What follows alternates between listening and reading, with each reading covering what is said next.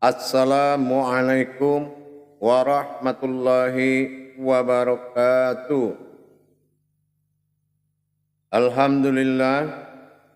Alhamdulillahi rabbil alamin. Assalatu wassalamu ala asrafil anbiya'i wal mursalin Sayyidina wa maulana Muhammadin. Ashhadu an la ilaha illallah wa ashhadu anna Muhammadar Rasulullah. Allahumma salli ala Sayyidina Muhammadun musabihil wal ikram ya wal jalil wal ikram wa tahirin wal mujahidina amma ba'du ibadullah wa ittaqullah. Alhamdulillah, bersyukur kita kepada Allah atas kelimpahan karunia rahmah dan hidayahnya, serta dengan izinnya juga kita dapat menjalankan amanahnya, beramal dan beribadah. Talabul ilmi faridatu ala kulli muslim, diwajibkan kepada setiap umat muslim belajar menuntut ilmu, insyaallah. Bersalam kita tidak akan pernah kita lupakan. Marilah sama-sama kita panjatkan kepada junjungan kita Nabi Allah, Nabiul Akhiruz Zaman, Rasulullah Muhammad sallallahu alaihi wasallam. Atasnya kalimahnya dengan kita kalamkan Allahumma sholli ala Sayyidina Muhammad wa ala alihi Sayyidina Muhammad. Para jemaah yang dirahmati Allah, hadirin yang dimuliakan Allah, sahabat dan kerabatmu umat seiman, insyaallah rahimakumullah. Insyaallah, kalau kita belajar, kita kembali mendalami hakikat daripada wujud, yaitu kekeramatan bismillah di dalam diri, menghadirkan kodrat Allah dalam wujud bismillah, bagaimana pembungkusan batin Allah wujud di dalam sirnya diliput oleh nasnya, maka inilah yang dikatakan bis. Inilah yang akan milah menuju dua sifat pada kodrat kenyataan dan kodrat kehakikatan. Dalam hal ini kita akan memperjelas apa yang dikatakan dengan hakikat daripada Adam dan Hidab. Kenapa ini menjadi satu bahasan? Kenapa? Karena tajalli kita di muka bumi ini berkaitan dengan dua kodrat tersebut. Dua kodrat ini sifat bagi umat bernama Adam dari segalanya dia yang dahulu, bersifat kidam Allah pada diri yang maha dahulu. Nah, ini berdampingan antara kodrat Adam dengan kidam. Ini sangat berdampingan sekali. Apakah kita berjalan dengan kodrat kemanusiaan atau kodrat Adam, atau kita berjalan dengan kodrat kidam yang maha dahulu?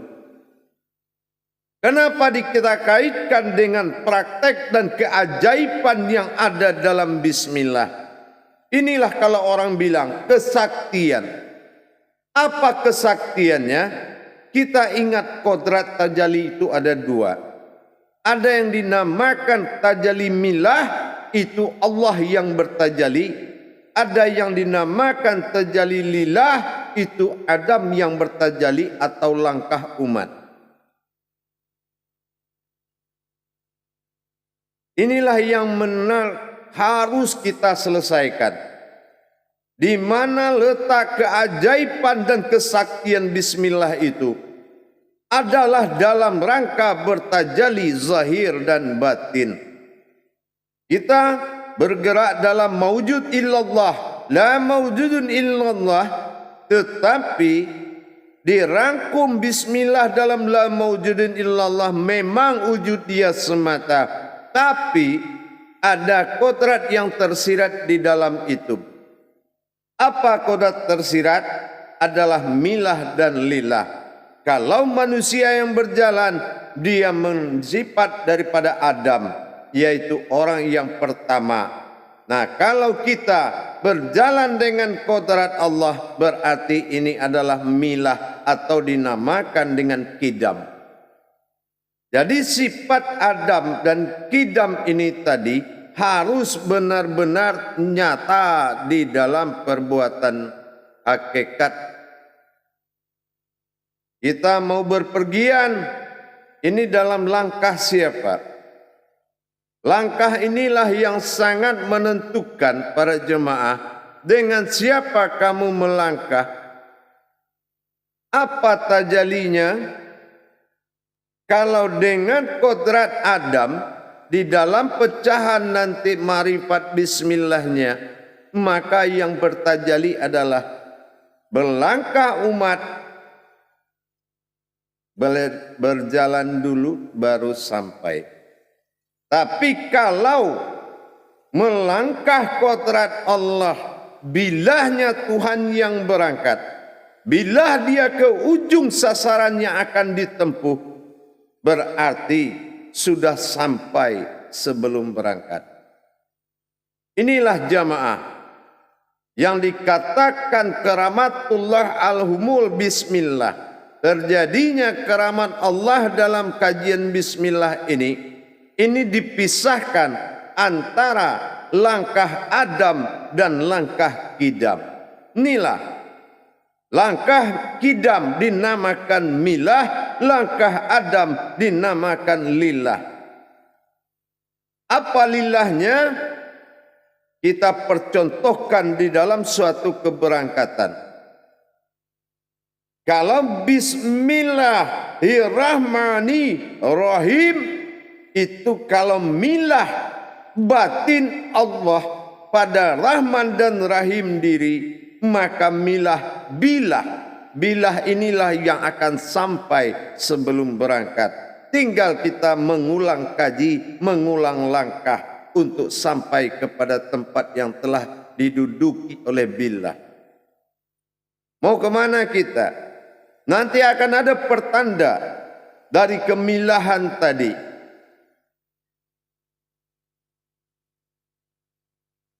Para jemaah yang dirahmati Allah, hadirin yang dimuliakan Allah. Jadi kalau kita membaca bismillah itu mau berangkat, kita harus tahu makom bismillahnya dulu.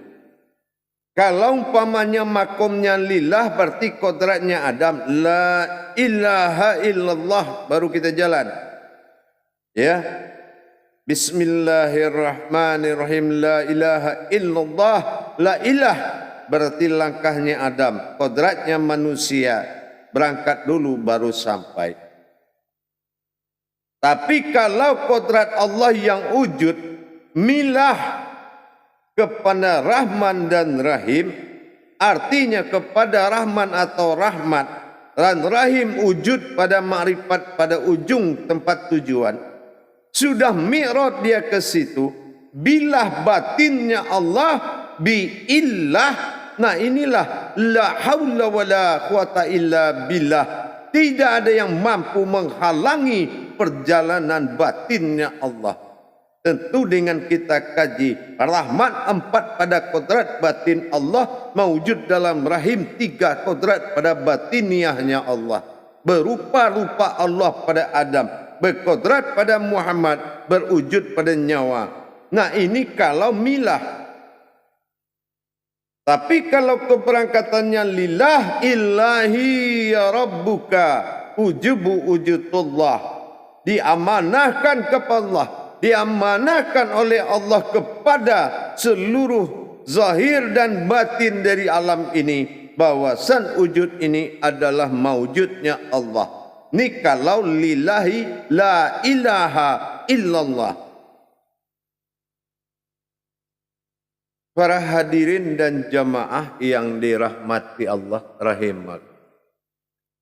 Jadi kalau kita mendirikan bagaimana wa huwa ma'akum aina ma kuntum itu, tentunya dengan melangkah.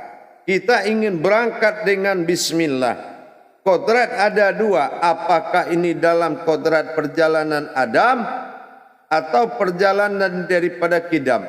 Kalau Kidam dia maha dahulu, tidak boleh kita sampai sebelum dia sampai.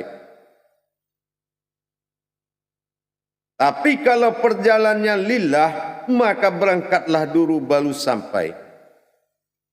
Inilah yang dikatakan sandaran Adam Muhammad, sandaran Muhammad adalah Allah. Kalau memang kembalinya maujudullah tadi dalam lillah bertajali, insya Allah kembali kaji milah apa lillah atau kidam apa Adam yang menuju kodrat bismillah ini tadi.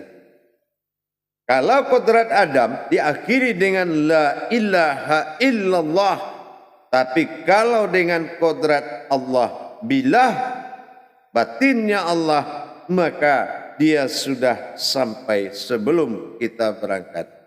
Di sini ada kontak, di sini ada kiat-kiat yang membuat makanya jaminan beserta zahir dan batin Allah ini yang maujud pada diri dalam makom bismillah harus nyata. Insya Allah akan selamat kita sampai kepada apa yang kita inginkan. Kenapa? Karena ini adalah langkah yang sangat luar biasa. Apakah kita bertajali dengan kidamnya? Kenapa? Sesuai dengan pokok bahasan kaji, ada 5 perkara yang tidak boleh dipakai oleh umat, yaitu sifat Allah 5 yang tidak boleh dipakai oleh umat. Apa sifat Allah yang 5 yang tidak boleh dipakai umat? Yang pertama wujud, yang kedua kidam, yang ketiga bako, yang keempat mukalifatul lil hawadis, yang kelima qiyamuhu binafsihi. Nah, inilah dia. Kalau memang kita memakai kodrat wujud, maka kita harus tahu kidamnya. Kidam ini tidak boleh dipakai oleh amalan apapun kecuali dalam tajali bismillah. Inilah billah. La haula wa la quwwata illa billah. Ada wala tafaraku la bismillah. Bismi illah. Bi illah. Nah, inilah kiat-kiat kesaktian daripada bismillah ini. Luar biasa. Insya Allah kita tingkatkan terus. Bagaimana kita menyelamatkan diri dalam bertajali dengan Allah, baik dunia maupun akhirat, zahir ataupun batin. Para jemaah yang dirahmati Allah rahimakumullah. Jangan hanya kita pandai membaca bismillah, laksana menjadi sebuah syarat. Inilah kerugian yang nyata oleh umat Muhammad. Wal asri innal insana lafi khusrin. Inilah demi masa tadi kerugian yang paling nyata. Kenapa? Sudah dikaji bismillah itu adalah kodrat Allah, yang mana kamu berjalan dalam kodratnya Allah, tetapi kamu menjadikan syarat untuk berjalan, syarat untuk menerima, syarat untuk memberi, syarat untuk berbuat. Disinilah naibnya jadinya. Tersia-sia kodrat besar tersebut. Padahal billah ini adalah nama batinnya Allah yang maujud di dalam batinnya, sehingga batin maujud kepada zat menjadi rohani, dan rohani maujud kepada nuraninya daripada Allah. Akhirnya apa? Kalau sudah nurani dan rohaninya Allah dalam kendali batin, maka kidam akan menuntun dengan sifatnya. Dia sudah sampai sebelum sampai. Dia sudah minum sebelum minum. Dia sudah makan dulu sebelum makan. Dia sudah tahu sebelum kita tahu. Apapun yang kita lakukan, maha dahulu Allah daripada kita. Jangan jadikan diri kita seorang makhluk yang sombong. Jangan kita mendahului kodrat Allah dalam perbuatan zahir dan batinnya. Karena berinsannya Allah pada diri harus juga berkodrat dan beradab pada diri. Memilahkan Allah menuju sesuatu dengan lillahnya diri, ini membuat perbedaan. Apa yang menyaksikan perbedaan adalah ayat dan pandangan rasa yang kamu miliki.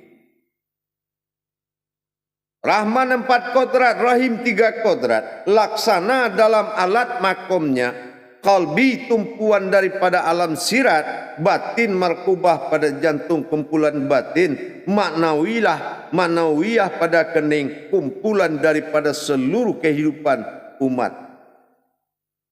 Seluruh kehidupan ayat, sifat tunggal, sifat wujud bagi Allah yang bersifat pada diri dengan maknawiyah. Jadi kalau sudah rahimnya Allah di depan, maka langkah harus diatur 2 kodrat. Adamkah atau kidam? Kalau Adam kodrat kemanusiaan, berangkat dulu baru sampai. Tapi kalau sudah kidam, sampai dulu sebelum berangkat. Kenapa? Karena batin bila Allah terlebih dahulu sudah bertajalli. Bukan arti secara zahir kita berangkat hilang, bukan. Tetapi sudah bisa kita saksikan perjalanan itu sebelum kita berangkat. Makanya la haula wala quwata illa billah. Tidak ada daya upaya kalau sudah batin billah itu yang bergerak dengan zahir dan batinnya. Para hadirin dan jamaah rahimakumullah. Inilah kesaktiannya bismillah. Begitu juga dalam penempatan apapun itu, tidurkah, dudukkah, bepergiankah, memulai sesuatukah, semuanya harus didahului oleh Allah. Meskipun dalam bentuk sebuah pandangan atau perjalanan atau hakikat rasa atau sir, tapi wajib kidam bagi Allah. Makanya semuanya kita jalankan. Jangan kita tergesa-gesa. Ingat kembali bahwasanya tuntunan Allah itu adalah jaminan zahir batin dunia dan akhirat. Dia tuntun kita mau kemana saja. Insya Allah kita akan mencapai keselamatan lahir batin dunia dan akhirat. Mari kita pelajari, mari kita pakai kalimatul haq bismillahirrahmanirrahim. Jangan hanya menjadi sebuah huruf, sebuah bacaan, tapi harus menjadi kodrat yang hidup. Insya Allah, kalau sudah bertajali bismillah dalam kodrat, luput sudah menjadi sebuah kodrat kalimatul haq. Insya Allah, nyata pada Rahman, wujud pada Rahim, berkodrat dalam ba alif sin. Artinya, naiklah batin yang menyimpan sir Allah dalam liputan nurnya Allah. Insya Allah para hadirin, para jemaah, jangan kita pakai azimat-azimat. Jangan pakai ilmu anak ini itu untuk berjalan. Jangan tundukkan semua makhluk dengan ilmu kebatinan. Ingat, kodratmu maujud itu aja sudah ilmu. Karena beriradah Allah pada rohani, maka dijadikan oleh Allah dalam batin nyawa. Semuanya sudah tajalli Allah. Kenapa kita persekutukan lagi dengan amalan-amalan segala macam? Tetapi berdirilah kita daripada rububiyah ayat itu sendiri. Karena semua ayat Allah berasal dari kodrat. Inilah yang harus menjadi kenyataan Al-Quran pada diri yang bergerak zahir batin. Para hadirin dan jamaah yang dirahmati Allah, mari kita tingkatkan. Mari kita isi diri kita dengan sifat-sifat Allah, dengan mewujudkan kodrat-kodrat Allah pada diri, sehingga nyatalah sifat ilmu pada jasad. Inilah yang kita jadikan pewaris para nabi yang nyata dan hayat bagi diri kita. Nurani bersifat kodrat pada Adam, hayat asal semua hidup. Itulah ruh daripada jasad kita. Sementara rohani adalah ruh dari semua hayat. Zat Allah awal diri Muhammad jadi. Inilah yang menjadi rohani yang ditiupkan dari ruhinya Allah. Dan yang ketiga, wujudlah kita. Kenapa kita ada mewujud? Karena batin Allah menandakan wujudnya Allah dalam batin nyawa kita. Maka mewujudlah An-Nazir Allah berupa-rupa pada Adam, berkodrat pada Muhammad. Maka berwujud di dalam nyawa. Insya Allah. Jadi kita tingkatkan terus. Ya, bagaimana semua ayatu kalimatul haq bagi diri kita mewujud dan nyata dan hidup dalam diri. Inilah puncak keselamatan. Kamu berharap dekat dengan Allah, tapi Allah nyata dalam dirimu, bukan dekat lagi. Kamu berharap menuntut ilmu, jasadmu makomnya ilmu bagi Allah. Kamu kejar ibadah kemanapun, rohanimu sumber Muhammad menjadi ibadah. Para hadirin dan jamaah yang dirahmati Allah rahimakumullah, mari kita syukuri nikmat-nikmat Allah ini. Zalikal kitabul la raiba fihi hudal lil muttaqin. Jangan sekali-kali ragu dengan Al-Quran, karena kita adalah sesosok yang muttaqin. Orang-orang yang bertakwa itu tidak ada lagi keraguan-keraguan bagi dirinya. Singkirkan keraguan, isbatkan keyakinan. Insya Allah setelah nyata ketuhananmu, maka nikmat besar agama menunggumu. Dan hayatlah kamu di dalam kodrat itu. Insya Allah berinsan Allah pada diri. Tapi ingat, kodrat Allah adalah kidam, kodrat umat adalah Adam.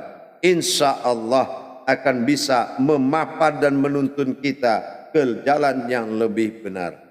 Akhirul kalam, wabillahi taufiq wal hidayah. Wassalamualaikum warahmatullahi wabarakatuh.